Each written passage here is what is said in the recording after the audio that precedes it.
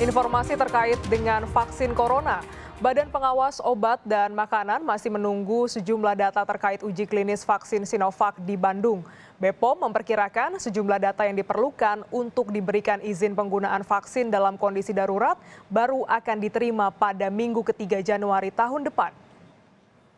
Kepala Badan POM, Penny Lukito menjelaskan lembaganya akan bersifat transparan terkait hasil pengujian terhadap vaksin Sinovac ini, mengingat kebutuhan akan vaksin yang mendesak di masa pandemi ini. Badan POM memberikan fleksibilitas terkait penerbitan izin edar vaksin COVID-19 melalui simplifikasi prosedur dan persyaratan, tanpa mengabaikan aspek keselamatan manusia dan kualitas vaksin.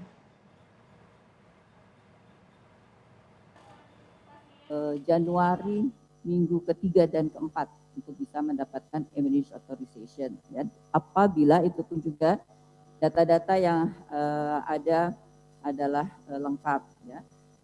Kembali saya sampaikan bahwa transparansi akan kita junjung tinggi dalam hal ini. Ya. Jadi kita pemerintah sudah komit dan kami Badan POM dalam tugasnya tentunya mendukung untuk bekerja proaktif tentunya dan meminta komitmen dari pihak-pihak peneliti, sponsor dalam hal ini yang meregistrasi tentunya untuk berusaha kita untuk menepati waktu-waktu yang sudah kita sepakati bersama untuk menuju ekspektasi kita ke depan adalah pemberian emergency authorization pada minggu ketiga atau keempat bulan Januari. Itu untuk yang emergency authorization. Ya.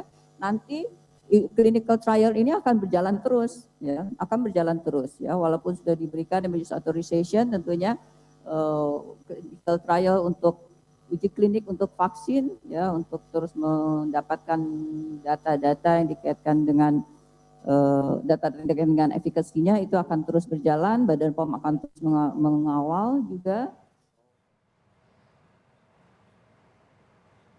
Sementara itu, Saudara, dalam pelaporannya hari ini, Bio Farma, perusahaan yang mengembangkan vaksin COVID-19 bersama Sinovac di Indonesia, mengatakan bahwa uji klinis tahap 3 sejauh ini telah berlangsung dengan baik.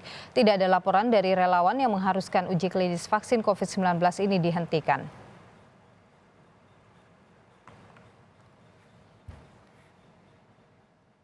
Uji klinis sudah dimulai pada tanggal 11 Agustus 2020 yang lalu, yaitu melibatkan lebih kurang sekitar 1.620 relawan.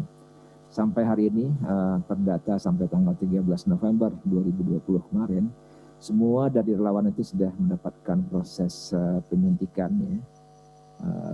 1.603 juga sudah menyuntikan yang kedua, dan 1.523 relawan itu mereka lakukan proses monitoring. Artinya sudah diambil darah 2 minggu pertamanya. Juga nanti akan dilakukan berbagai tes, salah satunya adalah tes netralitas yang kami lakukan dengan bantuan dari Balitbangkes Kementerian Kesehatan. Dan proses uji klinis ini alhamdulillah sampai pada hari ini belum ada kejadian-kejadian yang serius yang membuat uji klinis bisa dihentikan. Dan kami berharap dengan dukungan dari semua pihak ini juga bisa kita lakukan uji klinis ini berlangsung sampai selesai. Pada Kamis kemarin, Saudara, Indonesia mengalami penambahan kasus baru positif COVID-19 sebanyak 4.798 kasus, sehingga total kasus positif COVID-19 mencapai 483.518 kasus. Selain itu, juga dilaporkan kasus sembuh dari COVID-19 tercatat bertambah 4.265 orang, sehingga total sebanyak 406.612 orang sembuh. Sementara untuk jumlah pasien meninggal kembali bertambah 97 orang, sehingga totalnya menjadi 15.600 orang.